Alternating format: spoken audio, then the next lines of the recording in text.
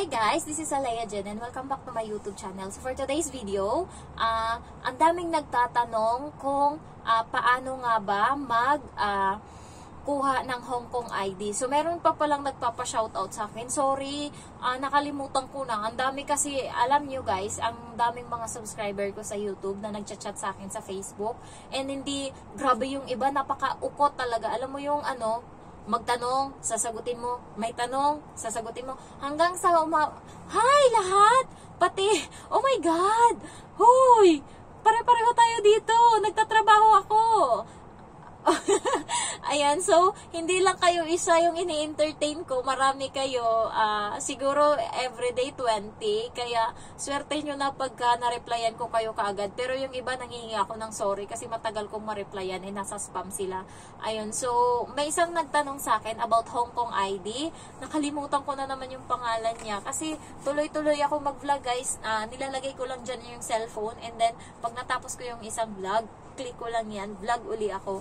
Ganun guys, kasi hinahabol ko yung oras, baka umuwi na yung amo ko, hindi ko na yung magagawa. Kasi 'di ba, malakas yung boses ko pag nag-vlog ako and mabilis ako magsalita.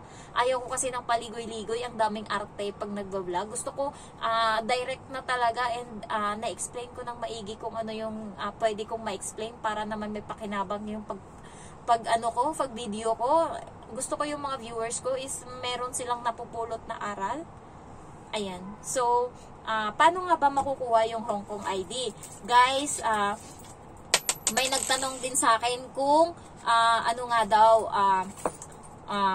pag gumala daw, ganun, paano nga daw ba wala daw Hong Kong ID. Pag gumala kayo guys, na wala pa kayong Hong Kong ID, every time is dalhin nyo yung passport nyo. Kahit wala kayong Hong Kong ID, basta may passport kayo, safe na safe kayo nun. Ayan, so, dala ko always to, nakalagay siya dito sa plastic, ayan, para in case hindi siya mabasa. And, meron yan ditong visa, employment visa, kaya, hindi ka mahuhuli or hindi ka ikukulong ng pulis pag nahuli ka, and tatanungin ka lang naman ng pulis, i-check lang yan, and ready mo always yung passport mo.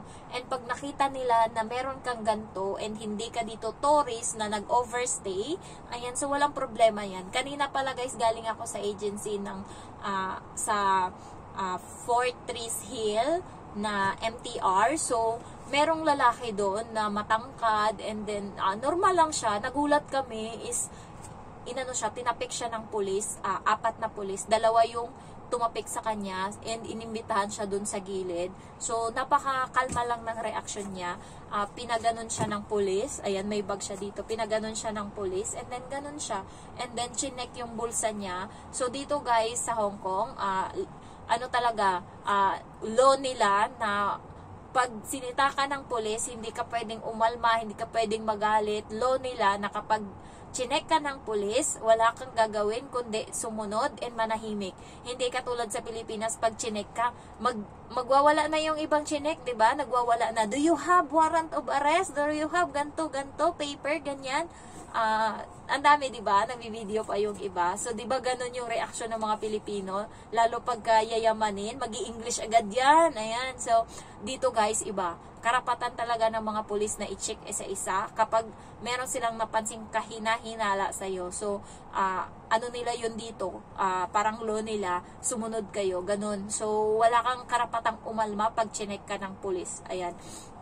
Ang ginawa ng lalaki is gumanon lang siya, kalma lang, and then yung bulsa niya is chinik isa-isa ng pulis, tinignan yung wallet niya, tinignan lahat, and then tinignan lahat. Ayan, so siya, hindi siya nagsasalita, pero kaya siguro na ng pulis na may something sa kanya, kasi bakit parang ang presko niya kasi nakatali yung buhok niya mahaba, ganun, and then ang chill niya lang, and nandun siya sa MTR, nakaganon lang siya, nagulat kami, tinapik siya. So ako marites, pag Pilipino, di ba, marites, yung ibang mga Chinese, mga Hong Kong, wala silang pakialam, di sila nakatingin. Ako talaga, hi, chismosa tayo, ayan. So talaga, tumingin ako and curious ako kung first time ko kasing nakakita ng ginano ng police na chinek. So, chinek nila isa-isa. And then, yung bag, ayan, chinek nila. And then, yung lalaki, parang kompleto naman siya sa papeles. And may Hong Kong ID ata siya. Kaya, walang problema. Hindi siya natakot, hindi siya umalma. So, yung mga police naman, is kalmado lang sila. Hindi sila katulad ng sa Pilipinas na nanghaharas, hindi. Lang, check lang sila. Ayan. So, sasabihin na lang nila sa'yo na iganyan mo yung kamay mo or iganyan mo yung kamay mo para ma-check namin yung items mo, ganun. So, ganun lang. And then, yung police, guys, karapatan nila yan. So, yung Hong Kong ID, ang layo na nang narating ko. Oh my gosh. Yung Hong Kong ID, guys, is yung, agency yung magpa-process nun. Paulit-ulit din yung nagtanong sa akin. Ayan, so, pag galing ka ng Pilipinas, and then, ito turn over ka ng agency sa employer, mag-uusap yan sila kasi ako hindi rin ako sinabihan ng employer na ganito yung employment, yung appointment mo sa nakikinig lang ako, guys, and then nakita ko tinuturo ng agency namin yung date doon sa amo ko, pero yung amo ko hindi niya sinasabi sa akin yan, pala decision lang ako, tinitignan ko, and then ginawa ko kasi hindi ako na kasi pinapalitan nga ng amo ko yung number ko, kasi yung number ko na gamit sa WhatsApp is pa din, Philippine. Ayan, so pinapalitan niya. So nawalan ako ng contact sa agency ko sa Pilipinas and agency ko dito sa Hong Kong. Kaya ginawa ko, chinyat ko siya kung anong address yung agency nung naka first month na ako, kasi 'di ba may babayaran na 10%. Ang dami din nagtatanong sa akin dito kung yung 10% daw ba, kada sahod na daw ba 10%? Hindi po, yung unang sahod mo lang, magbabayad ka ng 10% sa agency, para yan sa ano-ano nila, hanas-hanas nila. Basta magbayad lang kayo. The rest na sahod mo, wala na silang pakialam. Ayan, so pumunta ako doon, kasi nagtanong ako ng address, and then pumunta ako doon. Pagdating ko doon, nagbayad ako ng 10% na 473. Ayan, and then tinanong ko siya ngayon kung kailan ako mag-Hong Kong ID. So, tinanong niya sa akin kung kailan ba daw ba yung appointment ko. Buti na lang nakita ko nung tinuturo niya dun sa amo ko yung date na August 11. So, sabi ko, August 11. Ayan, so sabi niya, okay. Tapos, chinek niya, sabi niya, oo. And then, in-update niya ako kung saan pupunta ng August 11. So, dapat, before 10, dapat nandun na ako sa Wan Chai. Nandyan po yung immigration sa Wan Chai. And then, agency yung magpa-process niyan. May kasama kayong pupunta doon. Meron, yung sa amin kasi sa agency namin, meron siyang parang assistant na tagalakad. Yun din yung nagsundo sa akin sa my train nung pagdating ko. Ayan, so, nandun na yung si Mada, yung babae na parang Indonesian, na nagpa-process ng na nagtuturo sa amin kung anong gagawin.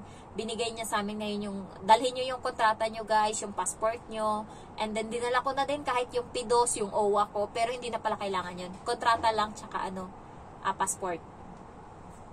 Ayan, so, pagkatapos nun is, pumila na kami doon, and then, chinek na isa-isa nung immigration yung namin, paper namin, and then pinicturan kami. So, ito na yung Hong Kong ID ko. Ayan. So, ganyan yung mukha ng Hong Kong ID. Kahit wala ka ng passport na dala every time na lumabas ka, basta may Hong Kong ID ka is okay na yon. And etong Hong Kong ID, ito yung hihingin sa'yo kapag nangutang ka sa bangko. Ayan, so ito yung hihingi nila sa'yo na number. And then, kailangan guys, ingatan nyo yung Hong Kong ID nyo na hindi mawala kasi mahirap makakuha nito. And ngayon, parang 3 months ata bago ka magkaroon ng appointment doon sa kasi yung mga baguhan na ngayon na galing Pinas, ang tagal na ng appointment nila. Sa February pa sila magkakaroon ng appointment para sa Hong Kong ID, and maghahantay ka uli ng 3 weeks or 2 weeks bago ma-release yung ID mo. Ayan, so ayun lang guys, and parang meron siyang chip sa likod. Hindi ko lang alam kung para saan to. And then, ayan, merong tatak ng Hong Kong. Ayan. So, ganyan siya. Ayan yung mukha ko. Char! Ayan, o diba, diba? Ayan. So, ganito yung Hong Kong ID. And meron siyang ganito. Meron siyang plastic para makoveran. Ayan. So, ayun lang guys. Sana nagustuhan niyo yung video ko about Hong Kong ID. So, hindi kayo yung magpa-process noon, agency. And mag-aantay lang kayo kung kailan kayo mag-appointment. And hindi kayo pwedeng malate kasi pag na-late kayo sa appointment nyo, kayo na yung magbubuk ng appointment nyo, and matagal yun, and hindi ko alam kung kaya nyong i-book. Kaya, kung sinabi sa'yo na hindi malate ng 10 a.m. Dapat before 10 a.m. nandun ka na dapat. So, ayun lang guys, kasi iiwanan ka nila and wala silang pakialam. Dito yung mga tao, mabilis maglakad. Ayan, so time is gold dito. Kasi, aywan ko, basta grabe, ang bibilis nila maglakad dito, nagmamadali lahat.